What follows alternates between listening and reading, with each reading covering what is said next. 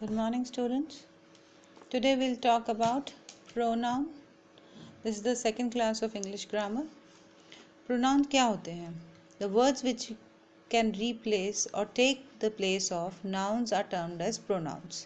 Nouns क्या थे? Noun थे the naming words. Naming words किसके naming words थे? Name of person, place, thing and ideas. इनके नाम को अपन noun कहते हैं और इनकी जगह जो शब्द यूज आते हैं नाउन की जगह उन्हें बोलते हैं प्रोनाउन। जैसे देखिए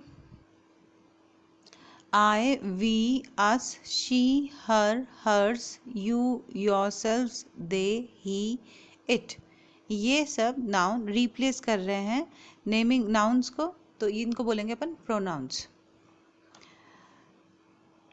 words which are used instead of nouns are called pronouns. ठीक है। The nouns that is replaced is called antecedent. जिस नाउन शब्द को रिप्लेस करके प्रोनाउन आया है उस नाउन को बोलते हैं एंटीसीडेंट। एग्जाम्पल देखिए, मनन इज हियर। अब दोबारा मनन के बारे में बात करनी हो तो हम मनन रिपीट ना करके क्या लिखेंगे? He wants to play with you. अब मनन को रिप्लेस करके हमने ही लिखा है तो ही जो प्रोनाउन हो गया और मनन जिसको रिप्लेस करता है जिस नाउन को उसको बोलते हैं अपन एंटीसीडेंट। नेक्स्ट पॉइंट देखिए, without pronouns the usage of nouns become repetitive and that would make our speech and writing uninterestingly. अब बार बार उसका नाम लेते रहेंगे किसी भी कॉन्टेक्स्ट में तो वो रिपीटेटिव हो जाता है और अनइंटरेस्टिंग हो जाता है। इसलिए हम पहली बार तो उसका नाम लेते हैं, नाउन को नेमिंग वर्ड यूज़ करते हैं और फिर उसी के बारे में अगर आगे बात करनी हो तो हम प्रोनाउन यूज़ करते हैं। Pronoun can do everything that a noun can. It can act as subject, direct object, indirect object, object to the preposition and many more. हमने देखा था नाउन के कितने केस थे, noun case, nominative case, objective case, possessive case. Similarly pronoun भी वही function करता है। Kinds of pronouns, there are 7 kinds of pronouns: personal pronoun, interrogative pronouns, relative pronouns, demonstrative pronouns, distributive pronouns, indefinite pronouns, and reciprocal pronouns. Now we'll look into that. Personal pronouns में जिस तरह से noun case में 3 case थे, nominative, objective and possessive, उसी तरह pronoun के भी केसेस हैं। Nominative pronouns, objective pronouns, possessive pronouns, plus इसमें एक ऐड हो गया है, वो है रिफ्लेक्सिव प्रोनाउन। आज डिटेल में हम पर्सनल प्रोनाउंस पढ़ेंगे। Let's just look into the others category also. Interrogative pronouns: who, what, whom, whose, which। यहाँ सब्जेक्ट, डायरेक्ट ऑब्जेक्ट, जब मैं आपको डिटेल में इंटरोगेटिव समझाऊंगी तब उसके बारे में बताएंगे। रिलेटिव प्रोनाउंस क्या क्या है? Who, which, whom, what, whose, that। Demonstrative pronoun क्या है? This, that, these, those, such. Distributive pronouns: each, either, everyone, neither, none. Indefinite pronouns: someone, somebody, no one, nobody, anyone, anybody. इसके अलावा last है reciprocal pronoun: each other, one another. Now just look into exercise C7. Fill in the blanks with suitable pronouns. अब इसमें हमें suitable pronouns डालने हैं। First देखिए, Mr. Narayan is an NRI. Dash is currently based in USA. Mr. Narayan NRI हैं और वो आजकल कहाँ रहते हैं? USA में रहते हैं। अब वह शब्द के लिए अपन क्या यूज़ करेंगे? He. He is currently based. Second देखिए, Snehlata can drive her car dash. Snehlata अपनी गाड़ी खुद चला पाती है। अब खुद चला पाती है क्या लिखेंगे अपन? Herself. Can drive her car herself. My friend and dash are going to watch a football match live. मेरे दोस्त और मैं फुटबॉल मैच लाइव देखने जा रहे हैं। तो मैं के लिए क्या आएगा यहाँ पे? My friends and I are going to. Fourth देखिए, birds and reptiles respire as we do. After all, oxygen is necessary for dash too. चिड़िया और रेप्टाइल्स भी सांस लेते हैं। ऑक्सीजन उन लोगों के लिए भी उतनी ही ज़रूरी है। उन लोगों के लिए क्या शब्द आएगा यहाँ पर? For them to. Fifth, welcome dash should feel at home here. ये वेलकम कर रहे हैं, तुम्हें यहाँ पर अपने घर जैसा ही लगेगा। तुम्हें के लिए शब्द क्या आएगा यहाँ पर? You. Welcome you should feel at home here. Six देखिए, dash love fighter planes and my aim is to join the NDA so that I can become a commissioned officer in the Indian Air Force. मुझे fighter plane बहुत पसंद है और मेरा जीवन का M क्या है कि मैं एनडीए में ज्वाइन करूं और एक ऑफिसर बनूं। कहाँ पर? इंडियन एयरफोर्स में। तो ये सब किसकी बात हो रही है? मेरी बात हो रही है। मुझे फाइटर प्लेन्स पसंद है। मुझे के लिए क्या आएगा? I love fighter planes. Seventh देखिए, the kite detach from the thread and was blown away by the wind soon dash was torn to pieces. एक पतंग अपने धागे से टूट गई थी और वो हवा में उड़ती चली गई, जल्द ही उसके टुकड़े टुकड़े हो गए। उसके लिए क्या आएगा? काइट इज अ थिंग, तो आप यहाँ पे लिखेंगे it. Soon it was torn to pieces. एथ देखिए, Himanshu and Himani finish that assignments of dash on time. Himanshu और हिमानी ने अपना असाइनमेंट टाइम पे ख़त्म कर लिया। उनका, हिमांशु और हिमानी का, उनका असाइनमेंट क्या आएगा यहाँ पे? देयर्स। THEIRS। अब यहाँ ध्यान देने वाली बात यह है कि इसमें अपॉस्ट्रफी एस नहीं लगेगा, देयर्स। अब देखिए पर्सनल प्रोनाउन को डिटेल में समझते हैं। Personal pronouns are the words which replace the names of the pronounce.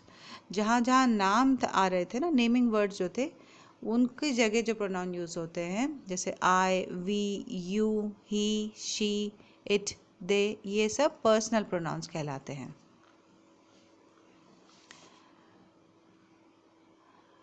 अब यहाँ पे ध्यान दीजिए, पर्सनल प्रोनाउंस के क्या है कैटेगरी?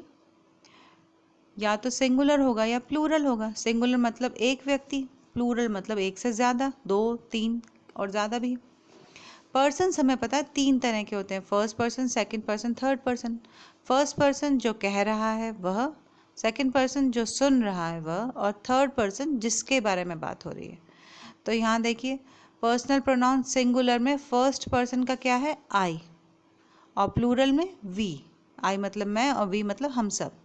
सेकंड पर्सन जिससे बात कर रहे हैं, पर्सनल प्रोनाउन क्या हो जाएगा? यू। एक जना है तब भी यू, और एक से ज़्यादा है तभी भी हम यू ही यूज़ करेंगे। यू ही रहेगा सिंगुलर में भी और प्लूरल में भी। अब थर्ड पर्सन पर्सनल प्रोनाउन में आता है जिसके बारे में बात हो रही है, ही, शी, इट, ये सिंगुलर है, और एक से ज़्यादा होंगे तो क्या बोलेंगे अपन? दे।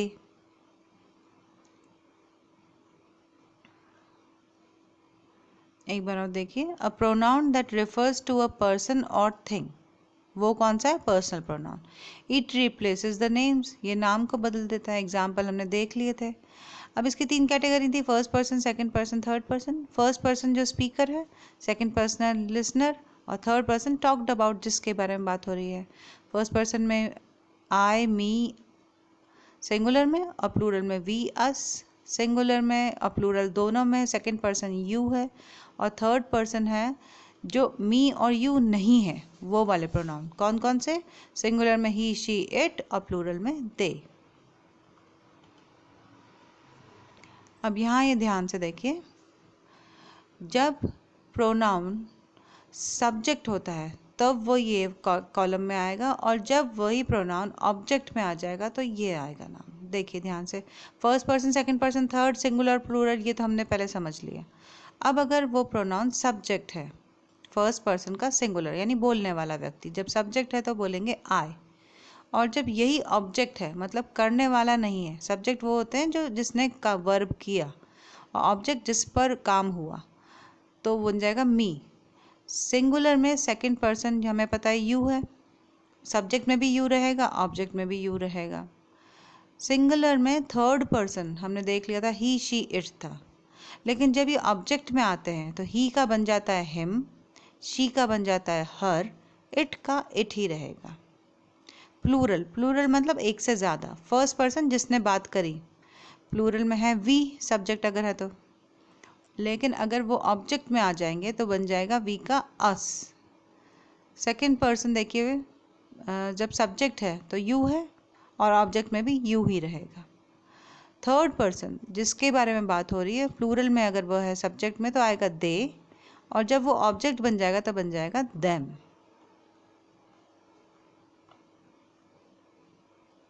अब इसके जैसे अपन ने नाउन केस समझे थे, वैसे ही इसमें भी देखिए पर्सनल प्रोनाउन में भी केसेस होते हैं। फर्स्ट है सब्जेक्टिव नॉमिनेटिव केस।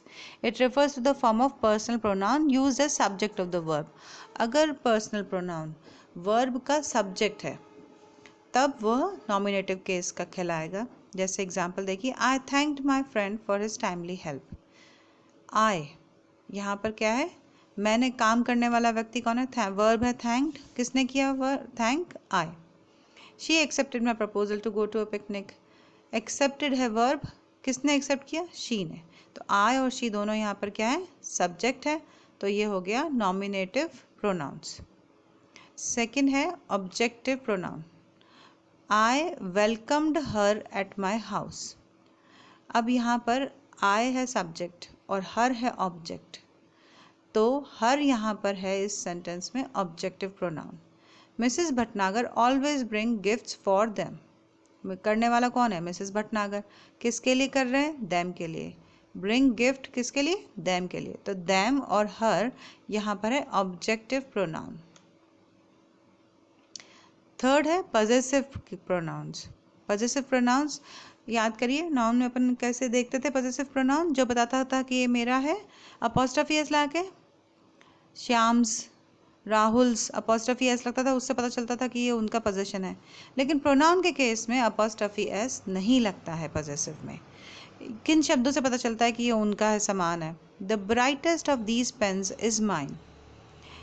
जितने पेन रखे हुए हैं उनमें सबसे चमकता हुआ पेन मेरा है, मेरा, माइन। इससे पता चल रहा है कि ये पॉजिटिव केस है। Sheena has not written the story though the idea is hers. Sheena ने कहानी नहीं लिखी लेकिन उसका आइडिया उसका था, उसका किससे पता चल रहा है, हर्स। यहाँ पे अपॉस्ट्रोफी एस नहीं आता, किस में, पॉजिटिव प्रोनाउन केस में। फोर्थ टाइप जो इसमें है वो है एम्पैथेटिक या reflexive case. It refers to the form of personal pronoun used to lay emphasis on something or someone. जब किसी चीज़ के लिए या किसी व्यक्ति के लिए ज़्यादा emphasis, ज़्यादा जोर दे के बात करी जाए तो उसे रिफ्लेक्सिव प्रोनाउन कहा जाएगा। एग्जाम्पल देखिए, he does all his task himself. वह अपना काम खुद करता है। खुद के लिए क्या शब्द है यहाँ पे, himself. You yourself are responsible for your pathetic condition. तुम खुद ही अपने हालत के लिए जिम्मेदार हो, योर सेल्फ, खुद। जिसमें भी सेल्फ शब्द जुड़ जाएगा वह रिफ्लेक्सिव केस कहलाएगा। एक बार फिर देखिए, नॉमिनेटिव केस, जब प्रोनाउन सब्जेक्ट के रूप में हो वर्ब के, यानी डूअर हो, तब वो नॉमिनेटिव केस है। Example, she accepted my proposal, तो शी। ऑब्जेक्टिव केस में है जब प्रोनाउन वर्ब का ऑब्जेक्ट हो या प्रीपोजिशन का ऑब्जेक्ट हो, तब वह ऑब्जेक्टिव प्रोनाउन कहलाता है, यानी डू इज, जिस पर काम हो रहा है। I welcomed her at my house, तो हर जो है ये है ऑब्जेक्टिव केस का pronoun. Third positive case which shows some relation और पोजेशन, जिससे पोजेशन का पता चलता हो। इस केस में अपॉस्ट्रोफी एस नहीं लगाते हैं। The brightest of this pen is mine, मेरा है, mine is the positive case. Reflexive case देखिए, use to lay emphasis on something और समवन। जब हम किसी चीज़ पे या किसी व्यक्ति पे एम्फेसिस जोर देना चाहते हैं तो हम लगाते हैं self, dash self, himself, her self. He does all his task himself, खुद करता है, तो हिमसेल्फ क्या हो गया, रिफ्लेक्सिव केस। अब देखिए ये रिफ्लेक्सिव केस बनता कैसे है। जब पर्सनल प्रोनाउन है वो हमें पता है ये क्या सारे होते हैं, me, us, you, it, her, him, them. इससे रिफ्लेक्सिव प्रोनाउन कैसे बनता है, देखिए, मी को अगर अपन रिफ्लेक्सिव प्रोनाउन में कन्वर्ट करना चाहें तो बन जाएगा माई सेल्फ। अस का बनता है ourselves, ourselves, F नहीं है यहाँ पे, एफ की जगह क्या है, वी ई एस। क्यों, क्योंकि ये एक से ज़्यादा है, अस एक से ज़्यादा है, इसलिए प्लूरल हो गया। यू अगर सिंगुलर है तो योर सेल्फ रहेगा, और you अगर प्लूरल है तो बन जाएगा yourselves, VES। it से बन जाएगा रिफ्लेक्सिव प्रोनाउन itself, her से बन जाएगा herself, him से बन जाएगा himself, them से बन जाएगा themselves, ES, VES, F हटा कर। Look into this exercise. Fill in the blanks with correct pronoun from the bracket. Gurmeet called his brother to play with dash. Gurmeet ने अपने भाई को बुलाया अपने साथ खेलने के लिए, अपने साथ खेलने के लिए। He, him, his, क्या आएगा? To play with him. Second देखिए, dash our story of their misbehavior.